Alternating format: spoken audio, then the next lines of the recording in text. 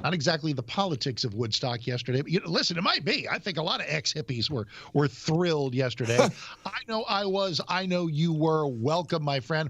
Breathe deep. Take a deep breath. Wow. Does it feel different? Does it just feel different today, Mr. The Mike? The image of Lisa cooking you a lunch and holding hands on the couch watching the inaugural ceremonies just warmed my heart. I went to bed last night with the image of Trump waving a sword, dancing to YMCA as he cut the cake with J.D. Vance last night. And I woke up with that image in my mind. I've never seen anything like this in my life. No. I mean, it feels like we're in this wonderful, delicious dream that doesn't feel real. I mean, in just 24 hours, the idea that this guy stood up there and just eviscerated the deep state in front of Barack Obama and Joe Biden and Kamala, that speech, it was so perfect. It was so magnificent. And I couldn't get enough of the facial expressions of all of these Democrats who were forced to sit there and listen to, I mean, it was like everything felt better. Everything was vindicated. Everything, all of the pain we felt over his horrific 34 felony convictions, all of the anguish we felt over the assassination attempts, all of the efforts to weaponize the Justice Department to make sure he didn't get elected. All the media corruption, all the haters, all the smears. The lies they told about him over the years, everything they lied. Everything came to fruition when he stood there at that podium yesterday and just ripped them apart in a really, almost pleasant way. I mean, it was like, look, I'm not going to sit around here and do kumbaya. They tried to destroy him, Mark. Why would he? Why would he stand there and say, okay, thanks for rifling through my wife's underwear drawer, so now let's be friends? He's not going to do that, He's not going to do that, which makes the pardons that Biden came up with so egregious. Let's start there together, Mark. I want to start with the pardons. Here's a headline from The Hill. Adam Schiff calls Trump's January 6th pardons a grotesque display of power. Hey, Pencil Neck, you might want to sit down on this one because you got a preemptive pardon. That's right. Now look, here's my attitude about his pardon of the 1,500 January 6ers. There's about 1,500 of them, and all night long on Twitter, on X, and everywhere they were saying, "Oh my, praise God, I've been pardoned. My record is cleared. I've got another friend. I'm coming out of jail tonight. My family's coming to get me," because they were getting them. They were releasing them last night. Okay, Biden decides he's going to give Liz Cheney, Anthony Fauci. Let's do Fauci. Mark Milley. Let's do it. And his own family. But let's start with, and he did that as a real blank you, because he did it minutes before the inauguration ceremony, because at the last possible moment, because he knows how his legacy has just been completely shattered. Whatever legacy he had left, it's in the gutter now. I mean, there's nothing left of the Biden legacy after these pardons. But let's go tit for tat. Okay, you're going to pardon Anthony Fauci.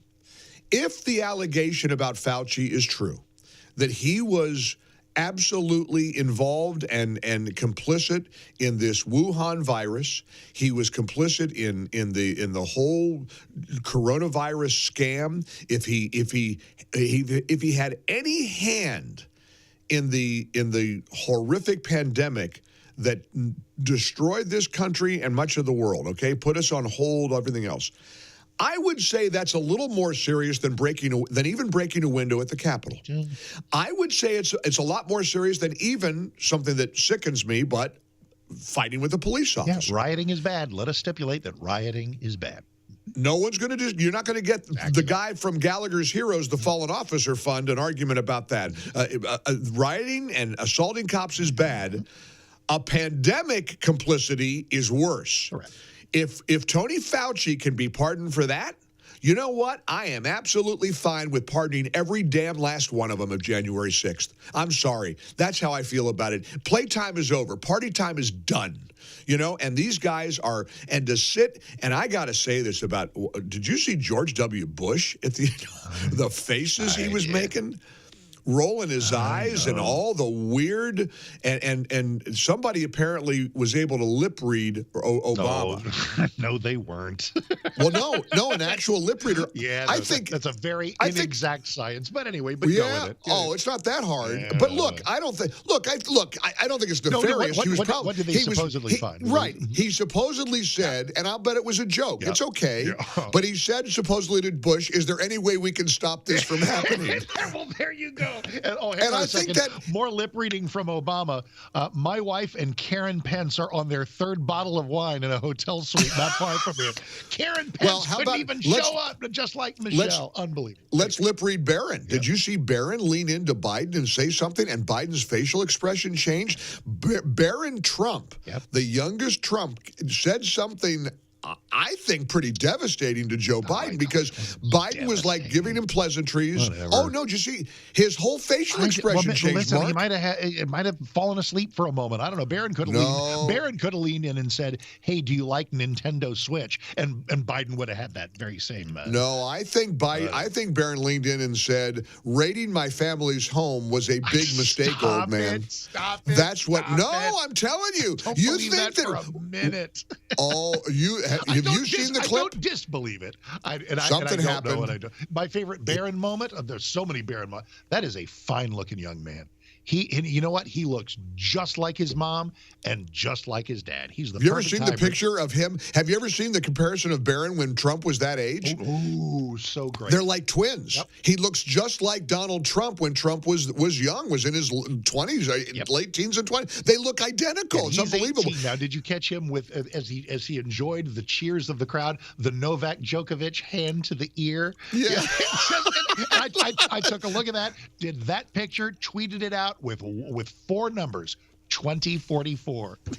I know. No, I'm telling you. And look, give him credit, because President Trump gives his son a lot of credit for the youth vote, for being hip for Trump embracing the youth vote and the podcast world and going on to a lot of these podcasts and Rogan and all that. And that's, of course, what an 18-year-old is following. I mean, and I love all the memes that show Barron leading into his dad saying, "Father, Joe Biden must be destroyed." He always says, "Father." It's all Father, you must destroy. While we're working our way through the family, can I stop the segment down right now and destroy the listenership of 2 talk shows at once? I'm going to throw down my hot opinion of the day. You ready? First of all, Melania, thank God she's back. Fashion icon, fantastic, stunning, elegant, especially last night for the actual inaugural thing. Did not enjoy the hat. Well, it's a look. It's apparently, it is, but I like to see people's eyes. Yeah. And here's the funny thing: when Trump shows up, he leans into Melania for the little kiss, and the brim of the hat catches him on the bridge of the nose, and everybody goes, that's what. And I'm half kidding about that. And I'm being totally just having a little fun here.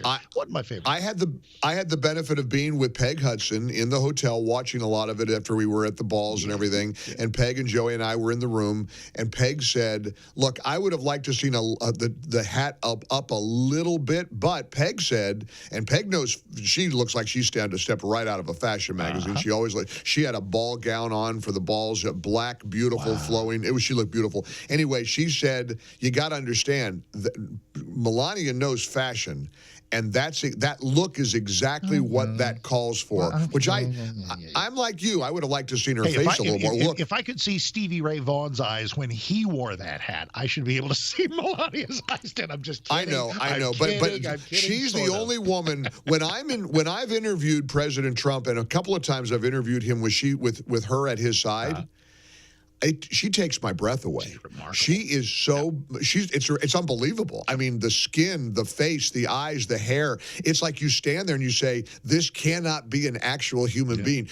I'm not kidding you. She's the most. Pardon me, honey. My wife in heaven is probably going to yell at me when the chains are going to rattle tonight. But she's the most beautiful woman I've ever seen in my life. It's unbelievable. You hear Trump talking about the shoes in Emancipation Hall. The shoes were killing her. She kept saying, "I'm going to do this. I'm going to do this." Feet hurt. My feet hurt. How about when Trump said, she said, "Sir," and then he said, "Oh, wait a minute. She never calls me sir." And she's back there shaking her head saying, "No kidding, dummy. I never." Look, somebody described her last night. I think it was Kayleigh McEnany who said Melania's got a quiet strength. She's her own woman. No, it was Jeanine Pirro. It was Jeanine Pirro, who's known them forever, right? Who knows a little something about strength that's not quiet. So I love Judge Jeanine. Right. And Judge Jeanine knew Melania and Donald before they were married. And Jeanine told a story last night, and that was a weird segment where Sean is up there with these giggling women who are all like screaming about the fashion and the hair and the shoes and everything. And Sean's going, "What am I doing here?" It was hysterical. Sean, by the way, who I saw online the other night, just bought a $23 million mansion in Palm Beach. Okay. And you want to see a house? Google that house. Boy, and Sean with Ainsley Earhart from Fox. Is his brand new wife? Is she? His fiance? But they got married over Christmas. They did get married? Yes. Are they married? Yeah, London boy. They got married over Christmas.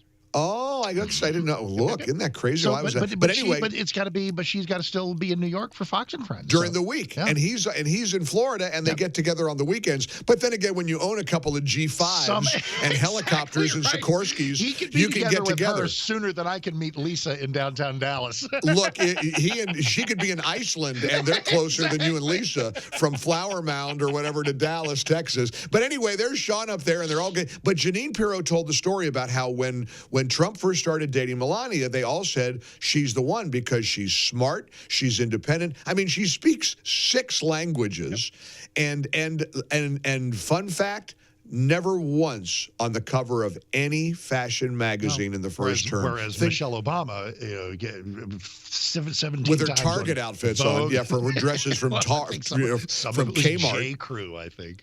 J. Crew, that's true. That's on the cover of Vogue, but not Melania and Jill Biden on the cover. I may be wrong. I'm Googling. What do you mean? Did he I don't think they got married yet. The engagement got announced. Okay, I'm sorry. That's so what enthused. I thought. I'm getting people married who are just engaged. No, they're not married yet. Just in, Sean Hannity and Ainsley Earhart welcomed their first child. Sorry. He's kidding. Okay, he's kidding. They're engaged. I thought, I kind of like to get these things right. So anyway, we're going to have some fun today on the show because I'm going to play clips of Biden and Adam Schiff and Liz Cheney and all the rest of them condemning preemptive pardons. Hey, look at there. Consistency check. Isn't that funny?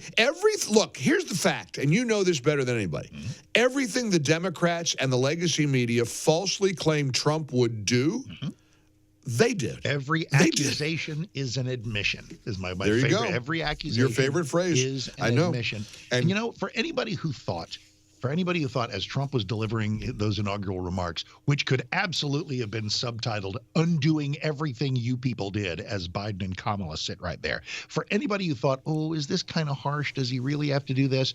Just pause, check yourself, and remember everything these vicious people did to him for 4 years. A Hitler-level threat to democracy. They tried to financially ruin him, personally ruin him, politically ruin him. Spare me the violin music for a somewhat terse inaugural address. That's why I proudly say, as I sit on the Gulf of America, in my home, I'm now on the Gulf of America. Do you know the answer to that?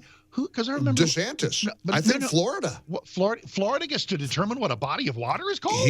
He already did it. Last night, DeSantis did a kind of a proclamation about this being the Gulf of America now. I mean, I don't know who gets to do it. It would seem like, do we unilaterally? It would seem okay by me. America first. I love it. What? Oh, my gosh. And did you see Hillary? And did you see the Atlantic or the Pacific? Can we work on those No, we just got to worry about the Gulf of Mexico. Did you see Hillary cracking up when he did that? When he said that at the speech? They showed her laughing.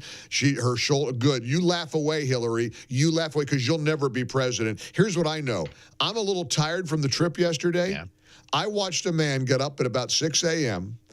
He issued 42 executive orders and proclamations, 115 personnel actions. He signed over 200 executive actions while talking to reporters in the White House. And I stepped away from the TV, and you texted me and said, "Are you watching Trump right now?" And I said, "Well, hang on, I'm a couple hours behind on the DVR." And there he is for an hour and a quarter in the Oval Office, just signing stuff, taking questions, signing stuff, taking questions. And riffing. Yes, just all, and it got to be like 9-something Eastern time, and I thought, doesn't he need to be getting ready for the inaugural balls? Where he didn't show up until 10:30, danced the night away until well past 1, and sang and danced with the sword in the hand, swinging to YMCA by the village people. All I know is the funniest moment of the night came from one of your texts, because I said, you got to see this. He's in the Oval Office signing executive orders, and you can hear the creaking of the pen on the paper as he said, "Oh, here's a good one. Oh yeah, let's." I mean, one after the other,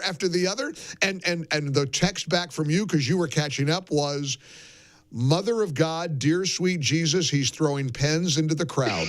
That was the I laughed for 10 minutes. 2 hours because he'd done the signing ceremony. And at one point, between signing stuff, there were a couple of moments of silence, even in an arena of 20,000. And I hear somebody from 8 rows back yell, "Can you throw me a pen?" And I thought, he's going to do it. He's going to throw this guy a pen. Well, there were about 10 pens left. He's throwing pens like the Mavericks shoot T-shirts up into the crowd of the AAC.